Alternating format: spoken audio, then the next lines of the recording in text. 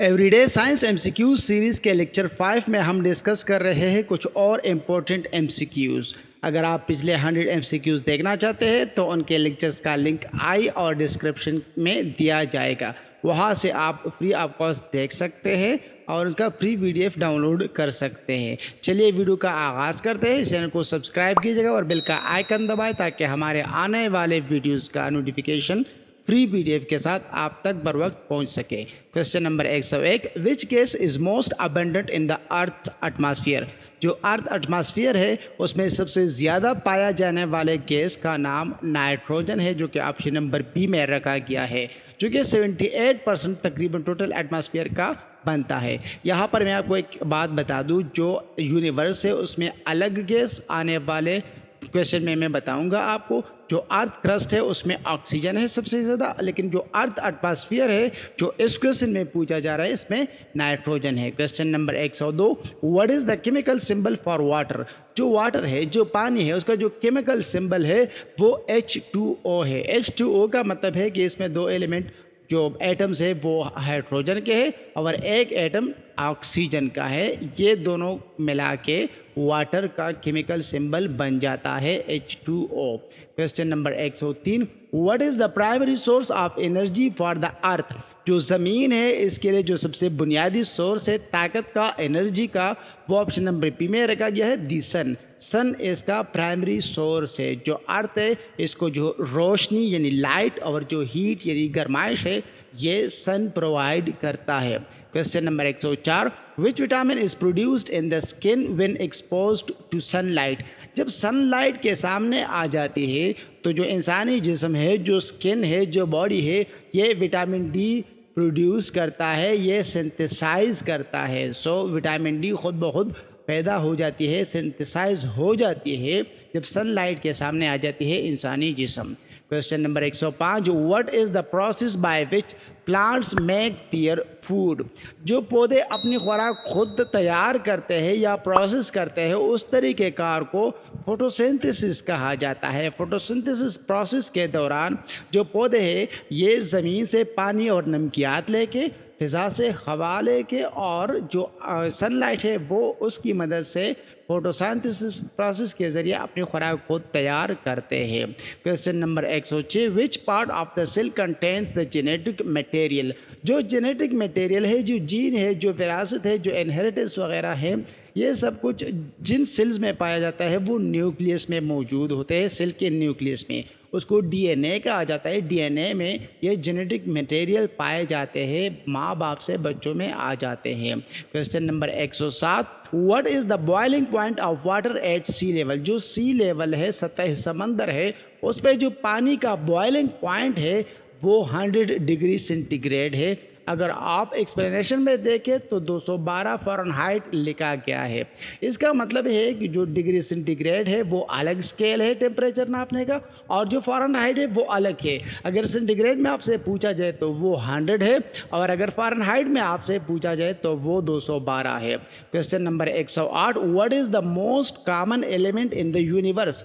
पहले क्वेश्चन में मैंने आपको बताया कि जो अर्थ क्रस्ट है उस पर ऑक्सीजन सबसे ज़्यादा पाया जाता है, जो फ़िज़ा है उस पे नाइट्रोजन सबसे ज़्यादा पाया जाता है, और जो यूनिवर्स है तो पूरे यूनिवर्स में, पूरे कायनात में हाइड्रोजन सबसे ज़्यादा पाया जाने वाला एलिमेंट है। जैसे कि हीलियम एंड हाइड्रोजन वगैरह सन में भी है, दूसरे स्टार्स वगैरह में भी है।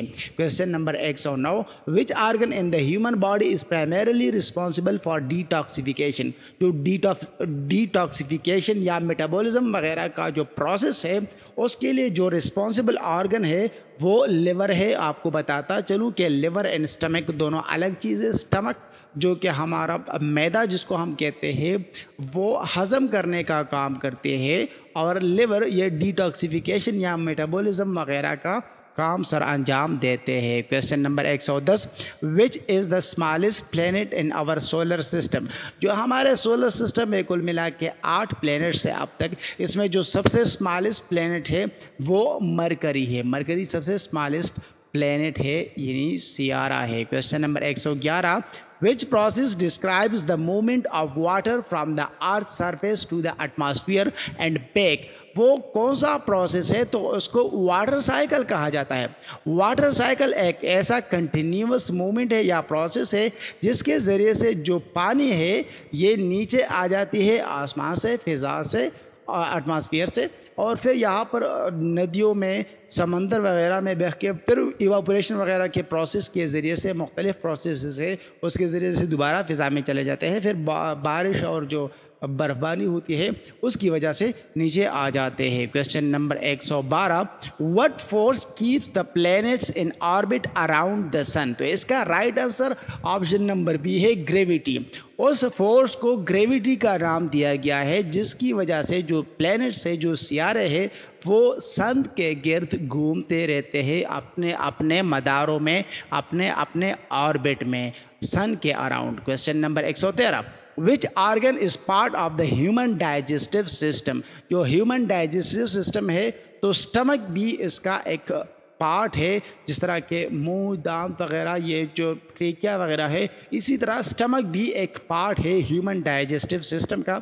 अभी मैंने आपको लिवर के साथ इसका जिक्र भी किया आपके साथ। Question number 114, what is the chemical formula for table salt. जो टेबल साल्ट है उसका जो केमिकल फार्मूला है वो NaCl है। Na का मतलब है सोडियम और Cl का मतलब है क्लोराइड। तो इसका नाम सोडियम क्लोराइड भी है और कॉमनली इसको हम टेबल साल्ट या आम नमक भी कहते हैं। Question number 115, which gas do plants absorb from the atmosphere for photosynthesis. जो फोटोसिंथेसिस प्रोसेस है उसके लिए जो प्लांट्स है वो एटमॉस्फेयर से, फ़िज़ा से कार्बन डाइऑक्साइड गैस को एब्जॉर्ब करते हैं। इसलिए कहा जाता है कि ज़्यादा से ज़्यादा पौधे उगाने चाहिए। वो फोटोसिंथेसिस प्रोसेस के ज़रिए ऑक्सीजन गैस को पैदा करती है और जो कार्बन डाइऑक्साइड गैस है उसको अब्जॉर्ब करती है, एटमॉस्फेयर को अच्छा रखती है। Question number 116, what is the main function of red blood cells. जो रेड ब्लड सेल्स है जिसको RBC भी कहा जाता है, तो इसका जो खून में या जिस्म में जो बुनियादी काम है वो ऑक्सीजन कैरी करना है। ये ऑक्सीजन ट्रांसपोर्ट करते हैं लंग्स से लेकर जो बाकी जिस्म के पार्ट्स है वहाँ पर ले जाते हैं, क्योंकि लंग्स में आके ब्लड साफ़ हो जाती है। इसका मतलब ये होता है कि इसमें जो गैसेस एक्सचेंज है वो हो जाती है। बाकी डिटेल आप रीड कर सकते हैं आने वाले वीडियोस में। Question number 117, what does DNA stand for. अभी हमने जेनेटिक मटेरियल का जिक्र किया, न्यूक्लियस का जिक्र किया सेल में, तो DNA का मतलब है डीऑक्सीराइबो न्यूक्लिक एसिड। ये क्वेश्चन कई पेपर्स में पूछा जा चुका है। सो DNA डीऑक्सीराइबो न्यूक्लिक एसिड ये जेनेटिक इंफॉर्मेशन कैरी करता है, ये आपको याद रखना है। Question number 118, which natural satellite orbits the earth.